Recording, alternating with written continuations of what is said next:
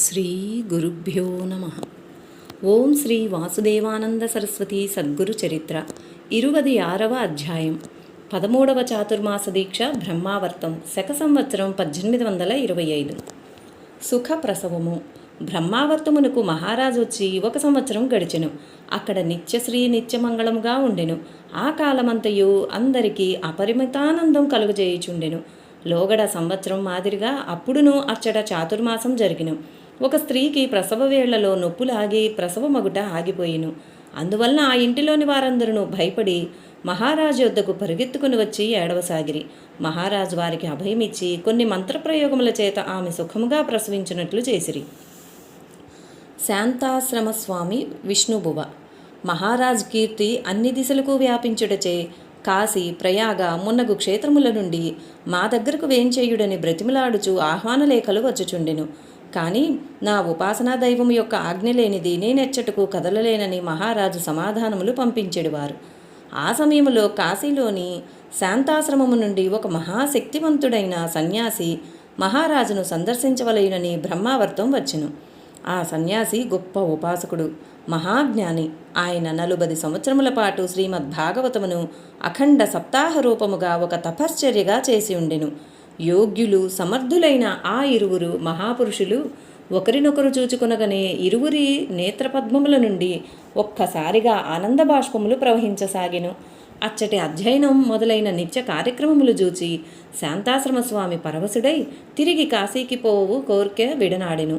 అచ్చట ఆయన 4 నెలలుండెను. దూర ప్రాంతముల నుండి కూడా అధ్యయనార్థం విద్యార్థులు వచ్చుచుండిరి. అచ్చట కార్తీక మాసంలో సప్తశతి గురుచరిత్ర అను పేరు గల గ్రంథమును 700 ఓవీలుండునట్లు ప్రాకృత భాషలో మహారాజు వ్రాసిరి. గురుచరిత్రలోని కథాసార రూపముగా ఆ గ్రంథం ఉండెను. మరి ఒక విశేషమేమనగా ఆ గ్రంథంలోని ప్రతి ఓవి యొక్క 3వ అక్షరము తీసి పేర్చి చదివినట్లయినా భగవద్గీత యొక్క 15వ అధ్యాయం అగుచుండెను ఉండిడిది. అధ్యయనం కొరకై అచ్చటికి వచ్చియున్న భక్త సమూహములో రత్నగిరి జిల్లాలో పాలఘర్ గ్రామంలో నివసించు విష్ణుబువ పట్వర్ధన్ అనునొక బ్రాహ్మణుడు ఉండెను. అతని వయస్సు సుమారు 30 సంవత్సరములుండెను. అతనికి కొంత ఆంగ్ల భాష వచ్చి ఉండెను. అతని భార్య మరణించినందున దుఃఖం పట్టలేక విరక్తి నొంది ఇల్లు వీడెను. కాశీ మీదుగా మహారాజు దర్శనమునకై బ్రహ్మావర్తం వచ్చెను. అతని స్వభావము ప్రేమలమై ఉండి భజనలు కీర్తనలు చేయుచుండెడివాడు. ఒక సమయమున అతడు హరికథ చెప్పుచుండగా ఒక అందమైన స్త్రీ అతనికి గోచరించెను. అతనికి మనోవికారం కలిగెను. కీర్తన పూర్తి కాగానే సీతారాంబువ పేరు మీద ఒక చీటీ వ్రాసి అక్కడ పెట్టి తన పాపిష్టి నేత్రములను శిక్షించవలయునని అతడు అడవికి పోయిను. అక్కడ అతడు జముడు జిల్లేడు పాలను కళ్ళలో పోసుకునెను. తత్ఫలితంగా కండ్లకు బాధ కలిగి దృష్టి నశించెను. అన్నము నీళ్లు మాని అడవిలో తిరుగుచుండగా అతనిని ఒక సిపాయి చూచి అతడు పడిడి బాధకు జాలి నుండి ఆలుగడ్డలు ఉడకబెట్టి తినిపించి మెల్లగా అతన్ని గ్రామంలోనికి తీసుకుని వచ్చి దిగబెట్టెను. ఆ విషయం మహారాజుకు తెలియగానే ఆయన విష్ణుబువాకు ఈ విధంగా బుద్ధి చెప్పిరి. వివేకము చేత మనస్సును మెల్లగా స్వాధీనపరుచుకొనవలెను. అంతేకాని ఇట్లు సాహసించి బాహ్యేంద్రియములను బాధించుట సమంజసం కాదు. ఇట్టి ఘోరకృత్యములు చేసిన ప్రయోజనము లేదు. మహారాజు ఇట్లు పలికి అతన్ని ఒక చీకటి గదిలో నుంచి కొన్నాళ్లు ఉపచరించినంతనే ఆయన కండ్లు బాగుపడిను. అతడు ఒకరోజు వాకిట కూర్చుండియుండగా కళ్ళలో దుమ్ముపడిను. అందుచేత మరలా కండ్లు చెడిపోయిను. అక్కడి సుబేదార్ మొదలైన భక్తులు అతన్ని కాన్పూరు సివిల్ సర్జన్ దగ్గరకు చికిత్స నిమిత్తం పంపిరి. అతనికి సేవ చేయుటకు మహారాజు సీతారాంబువాను నియమించిరి. అంతలో బేళగాం ప్రాంతీయుడైన వెంకటయ్య అను బ్రాహ్మణ కుమారుడొకడు మహారాజును సేవించవలయునని బ్రహ్మావర్తం వచ్చెను. అతనితో మహారాజు ఇట్లు చెప్పిరి: కాన్పూరులో విష్ణుబువా దగ్గరయుండి అతనికి సేవ చేయుము. ఆ అనాథ బ్రాహ్మణునకు సేవ చేసినా నా సేవ చేసిన ఫలం లభించును. మహారాజు అనుజ్ఞ పొంది వెంకటయ్య కాన్పూరుకు పోయి విష్ణుబువాను సేవించుచుండెను. కొన్నాళ్లకు విష్ణుబువ కండ్లు బాగుపడెను. ఇరువురును తిరిగి బ్రహ్మావర్తం చేరుకొనిరి. విష్ణుబువాకు పూర్తిగా వ్యాధి నయం కాలేదు. అప్పుడప్పుడు కండ్లు బాధ పెట్టుచుండెను. నీ అవసరమునకు తగినట్లుగానే కండ్లు వచ్చినవి. నీవు నర్మదా తీరమునకు పోయి ఈశ్వర భజన చేసుకొనుచుండుము అని మహారాజు విష్ణుబువాతో చెప్పిరి. మహారాజు ఆజ్ఞాపించిన ప్రకారం అతడు మండలేశ్వరము పోయి అచ్చట నివసించుచుండెను.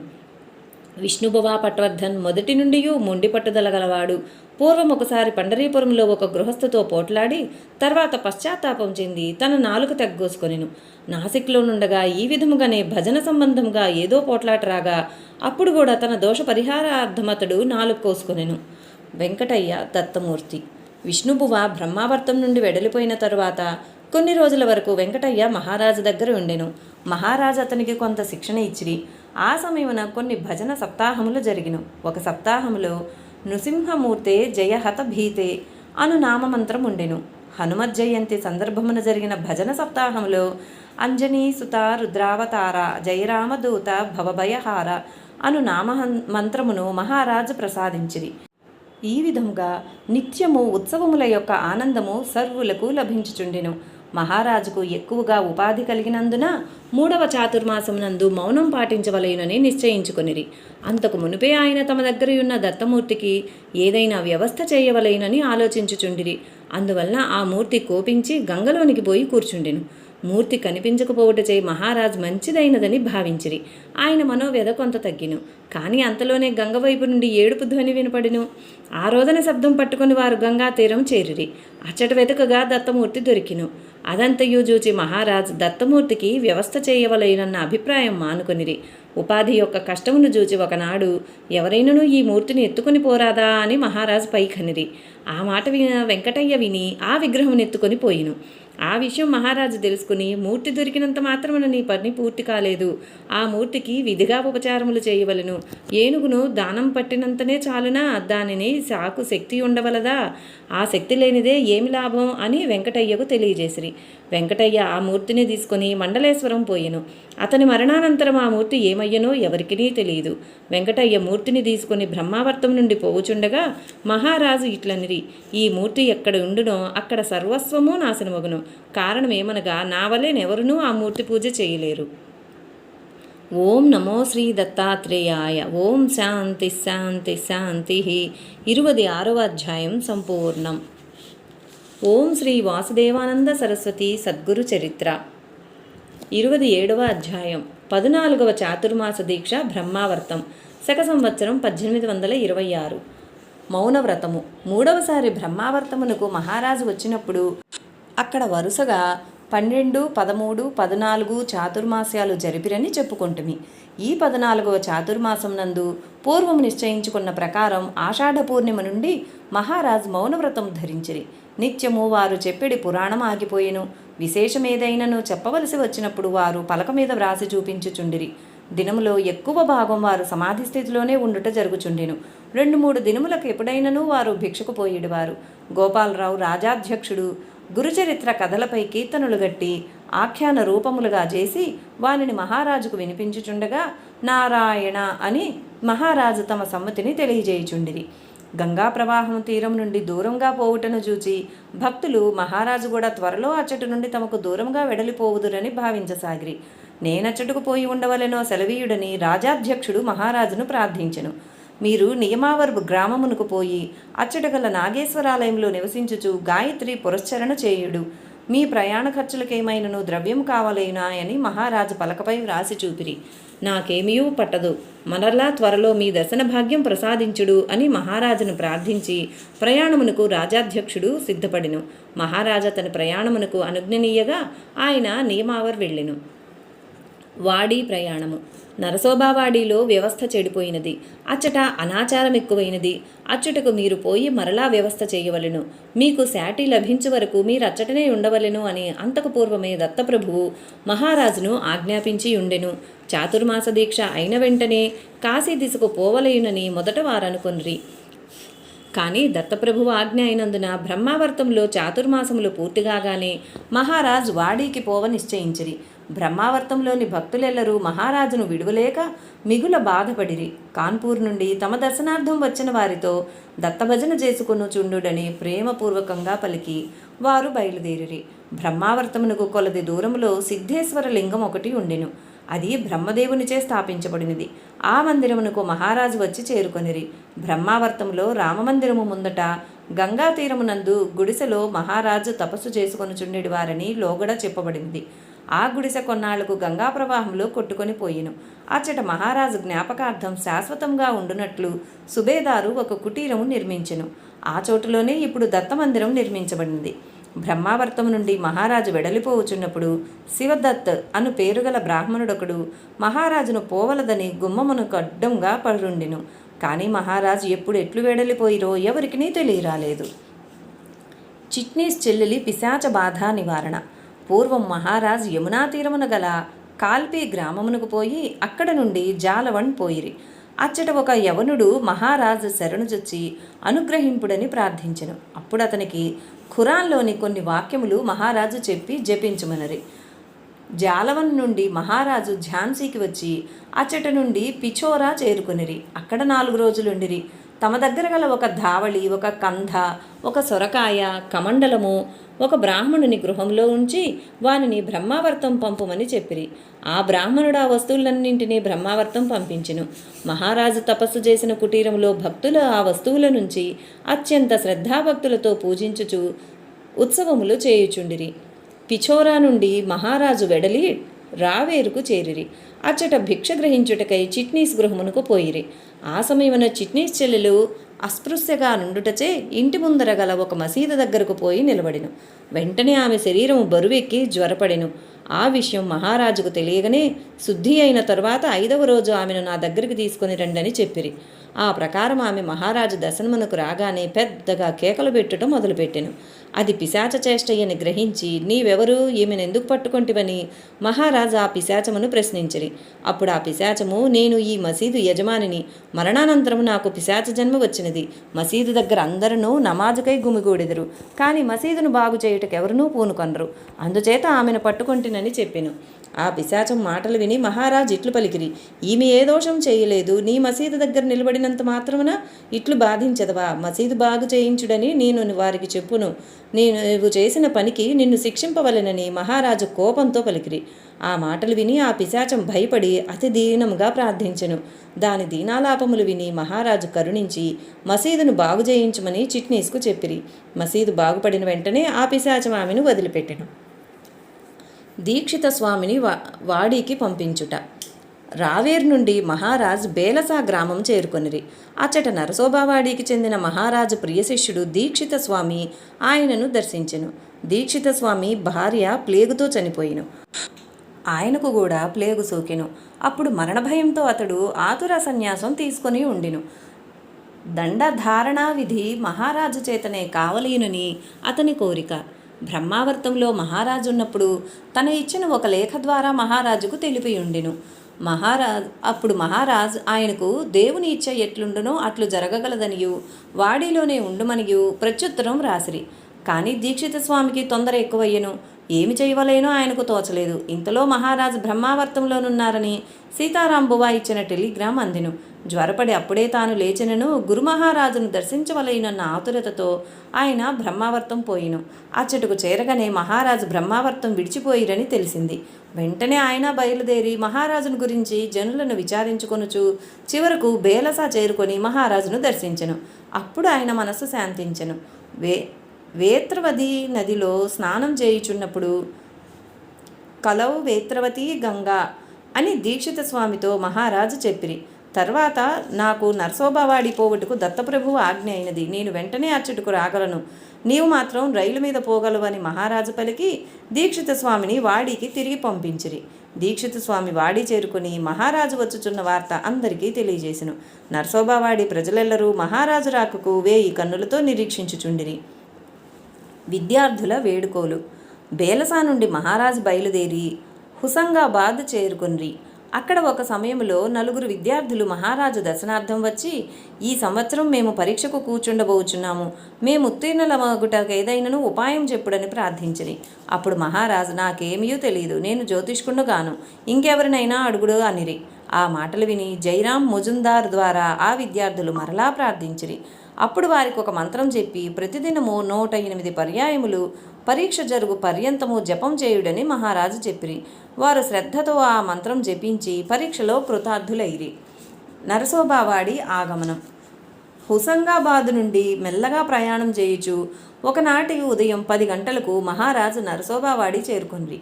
వారి వెంట 2 శాటీలు, ఒక దండము, ఒక సొరకాయ కమండలము, ఉపనిషత్తు గ్రంథముల కట్ట, ఈ సామాగ్రి మాత్రమే ఉండిను. మహారాజు ఇంత వేగంగా వచ్చాడని ఎవరునూ భావించలేదు. అందువలన ఎవరి పని మీద వారు యథేచ్ఛగా ఉండిరి.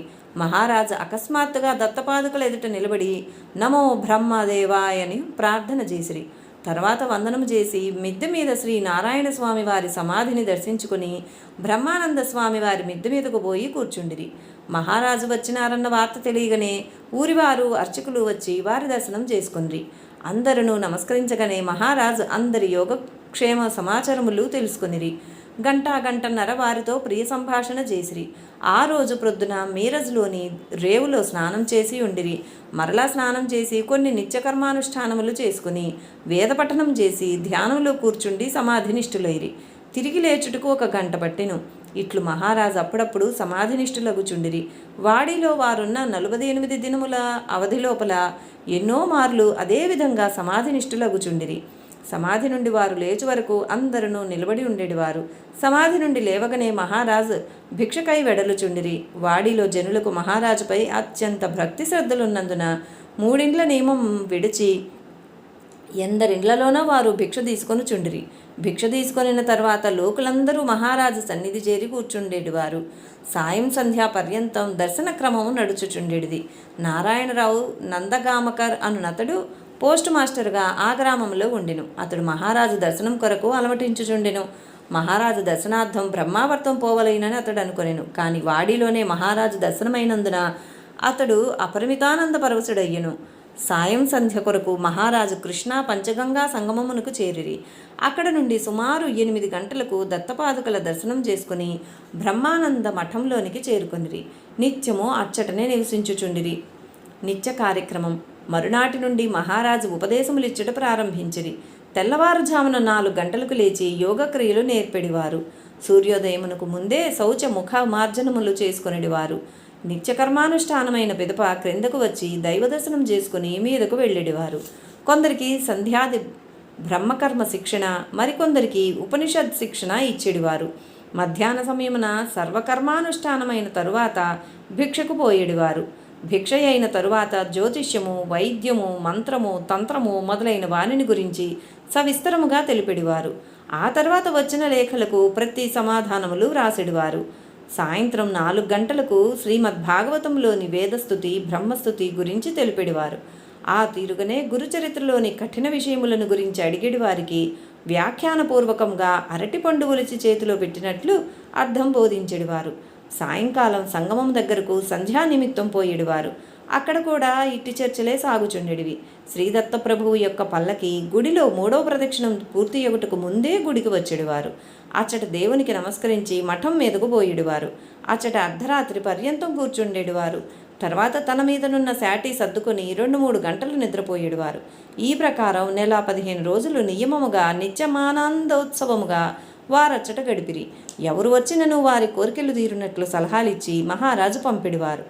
ఓం నమో గురుదేవ దత్తాయ. ఓం శాంతి శాంతి శాంతి. 27వ అధ్యాయం సంపూర్ణం. ఓం శ్రీ వాసుదేవానంద సరస్వతీ సద్గురు చరిత్ర. 28వ అధ్యాయం దీక్షిత స్వామి పరీక్ష. ఓం శ్రీ దత్తాత్రేయాయ నమః. శ్రీపాద శ్రీవల్లభాయ నమః. శ్రీ నరసింహ సరస్వతీ సద్గురు పాదుకాభ్యాం నమః. శ్రీ వాసుదేవానంద సరస్వతీ సద్గురువే నమః. మహారాజ్ వాడికి వచ్చి 8 రోజులాయను. ఒకనాటి రాత్రి తనకు కరదండము ప్రసాదించవలసిందని దీక్షిత స్వామి మహారాజును ప్రార్థించెను. మహారాజు ఇట్లనిరి, నీకు దండమొసగమని నాకు ఆజ్ఞ కాలేదు కనుక ఇంకెవరి నుండి అయినను సంగ్రహించవచ్చును. ఆ మాటలు అసనిపాతములై సోకి దీక్షిత స్వామి మనస్సు కలత చెంది పరితపించెను. విధి లేక తనని స్థిర నిశ్చయం ఇట్లతడు విన్నవించెను. గురుదేవా, నన్ను దండిగా చేయదలుచుకున్న మీరే చేయవలను. లేనిచో ఈ శిష్యుడు దండం లేకనే ఉండగలడు. ఈ శిష్యుని బాధ్యత ఇక మీపైననే కలదు. ఇంతకన్నను మీకు విన్నవించలేను. ఇట్లు గోరు మహారాజుకు విన్నవించి దీక్షిత స్వామి ఆనాటి రాత్రి అంతయు కన్నీరు మున్నీరుగార్చుచు నీటిలో నుండి వెలికితీసిన చేపవలే విలువిలలాడుచు అచ్చటనే నిలబడి ఉండెను. దీక్షిత స్వామి గురుభక్తికి దత్తప్రభువు సంతుష్టుడై ఆ తెల్లవారుజామున మహారాజుకు స్వప్నంలో గోచరించి అనుష్ఠానమైన తరువాత అనుగ్రహపాత్రుడైన నీ శిష్యునికు దండమొసగి కృతార్థుని చేయమని ఆజ్ఞాపించెను. దీక్షిత స్వామి వందనీయమైన గురుచరణార విందములపై దృష్టి నిలిపి చేతులు జోడించుకొని, దేవా, నా దురితమింకను దూరం కాలేదా అని విలపించుచునే ఉండెను. కన్నీరు ధారాపాతంగా జాలువారుచుండెను. వేకువజామున 4 గంటలకు మహారాజు లేచి తన పాద సన్నిధిలో నిలబడి దీనవదనుడయ్యున్న దీక్షిత స్వామి ముఖముపై ప్రసన్న దృష్టులు వరపి, పిచ్చివాడా, రాత్రంతయు నీ విట్లే ఇచ్చుట నిలబడి ఉంటివా? వెళ్ళిపోమ్ము, నీ ఇచ్ఛానుసారం దండం పరిగ్రహించుటకు సిద్ధము కమ్ము అని పలికిరి. ఆ మృతువాణి చెవి సోకగానే దీక్షిత స్వామి ఆనందపరవశుడై తక్షణమే గురుపాద పద్మములపై వాలి ధన్యోస్మి అని సంతోషంతో బయటకు వచ్చెను. అంతకుముందే మహారాజు సూచించిన ప్రకారం కోలగాం నివాసి అయిన గణేష్ సాతవలేకర్ దండం ఒకటి సిద్ధం చేసి ఉంచెను. దీక్షిత స్వామికి ప్రాయశ్చిత్తాది విధులన్నీ వనరించి దండమును ప్రసాదించి మహారాజు ఆయనకు నరసింహ సరస్వతి అని నామకరణం చేసిరి. మహారాజునకు శ్రీ నరసింహ సరస్వతి అత్యంత ప్రీతిపాత్రుడైన ముఖ్య భక్తుడయ్యను. ఆయన మితభాషి, శాంతము దాంతము కలవాడు, ఏకాంత ప్రియుడు, అత్యంత ప్రేమమూర్తి. మహారాజు ఆజ్ఞానుసారము వాడిలో శ్రీదత్త పూజ ఉత్సవాది కార్యక్రమములు నిర్వర్తించుచు కొన్ని సంవత్సరములు అచ్చటయుండెను. అచ్చటి భక్తుల దురదృష్టం వలన, ఆహ్వానించిన వారి సుకృతము వలన దీక్షిత మహారాజు సద్గురువు ఆజ్ఞను పొంది వాడి నుండి బయలుదేరెను. అందుచేత ఆయనకు అమరపురంలోని దేవస్థాన జీర్ణోద్ధరణము గావించి శ్రీ వాసుదేవానంద సరస్వతీ పీఠము అనునొక సంస్థను స్థాపన చేయు అదృష్టము కలిగెను. గురువాజ్ఞని ఏ విధంగా పాలించవలెనో దీక్షిత స్వామి నడవడి మనకు తెలుపుచున్నది. ప్రసంగానువశం వాడి విడిచిపెట్టవలెనని అంతకు పూర్వమే ఆయనకు మహారాజు ఆజ్ఞ ఒసగియుండిరి. పూజారులపై కోపం. ఒకనాడు నిత్య నియమానుసారంగా పాలకి గుడి చుట్టూ నడుచుచుండెను. మహారాజు దైవదర్శనం చేసుకుని మిద్దె పైకి పోవుచుండిరి. కొన్ని మెట్లెక్కిన వెంటనే సమాధిలోకి పోయిరి. అప్పుడు వారి చేతిలోని కమండలం జారి క్రింద పడెను. కానీ విచిత్రమేమనగా అంతెత్తు నుండి పడినను అది చెక్కు చెదరలేదు.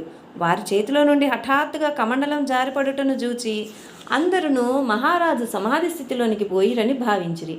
ఆ స్థితిలోనే మహారాజు శ్రీ నారాయణ స్వామి మందిరంలోనికి మెల్లగా పోయి కూర్చుండిరి. ఎవ్వరి తోడనూ మాట్లాడక సమాధి స్థితిలోనే ఉండిరి. వాకిట గుమిగూడిన భక్తులెల్లరూ ఈ దినమేదో విశేషం జరగనున్నదని భావించుచుండిరి. కొంచెం సేపు గడిచిన పిమ్మట ప్రధాన అర్చకులను నలుగురిని వెంటనే పిలిపించుడని మహారాజు ఆవేశంతో పలికిరి. ఆ వార్త వినగానే ఆ పూజారులు భయకంపితులై పరుగు నచ్చుటికి వచ్చిరి.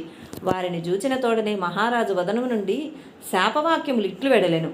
మీ నడత, మీ ఆచరణ దత్తప్రభువునకు దుస్సాహములుగా ఉన్నవి. మీ తప్పులు సరిదిద్దుటకై వారు నన్నిచ్చుటకు పిలిపించిరి. మీ పూర్వులు నడిచిన పద్ధతిలో మీరు నడుచుటలేదు. మీ విధానములు దారి తప్పినవి. వాటినన్నింటినీ మీరు చక్కదిద్దుకొనవలెను. లేనిచో మీ ఉపేక్షకు ప్రతిఫలంగా 3 సంవత్సరముల పాటు మీరు భయంకర శిక్షను అనుభవించవలసి వచ్చును. మహారాజు పలుకులు విని అందరూ గజగజలాడుచు అత్యంత నమ్రతాభావం గలవారై దీనులై నమస్కరించి మా తప్పులు క్షమించి మా ఆబాల గోపాలము చేత పూర్వం మాదిరిగానే సేవ చేయించుకొనవలసిందని ప్రార్థించిరి. ఆ విధంగా వారు ప్రార్థించిన కొంతసేపటికి మహారాజు యథాస్థితికి వచ్చి బ్రహ్మానంద స్వామి మేడపైకి పోయి తమ స్థానంలో కూర్చుండిరి. ఇంత జరిగినను మహారాజు సంపూర్ణ జాగృతావస్థలోనికి ఇంకనూ రాకనే ఉండిరి. ఇంకనూ వారేమి ఆజ్ఞాపించదరో అని పూజారులు 3-4 ఘడియల పర్యంతం అచ్చటనే నిలిచి నిరీక్షించుచునే ఉండిరి. కానీ మహారాజు ఏమీనూ మాట్లాడలేదు. ఒక గృహస్థు సాహసించి ముందుకు వచ్చి, స్వామి, మీ కోపము శమించుటకై మేమేమి చేయవలెనని ప్రశ్నించెను. నాకేమీ తెలియదు, నేనును నీ వంటి వాడినేనని మహారాజు బదులు పలికిరి. ఆ మాటలు విని అందరూ ఖిన్నులైరి. ఫోటో దిగుట. మహారాజ్ వాడీలోనున్నారని తెలిసి సుదూర ప్రాంతముల నుండి భక్తజనులెందరో వారి దర్శనార్థం ఏతించుచుండిరి. ఒకనాడు సాతవళేకర్ ఒకడవే చప్రే మున్నగు భక్తులు సావంతవాడి నుండి వచ్చిరి. బహుకాలానంతరం మహారాజు దర్శనం లభించినందుకు వారు అపరిమిత ఆనందపరవశులైరి. మహారాజు ఫోటో ఒకటి తీయించవలెనని కురుందవాడి నుండి ఒక ఫోటోగ్రాఫర్ను వారు వెంట తీసుకుని వచ్చిరి.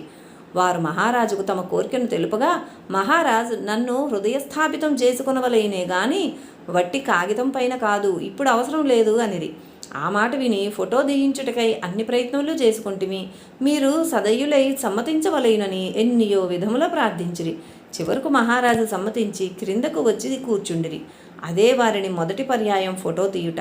మహారాజు సిద్ధాసనములో కూర్చుండి ఎడమ చేయి ఎడమ కాలుపై పెట్టుకుని కడుపు దగ్గర ఉన్న కుడి చేతితో దండమును పట్టుకొని సమీపమున కమండలము నుంచుకొని ప్రసన్నులై ఫోటో దిగిరి.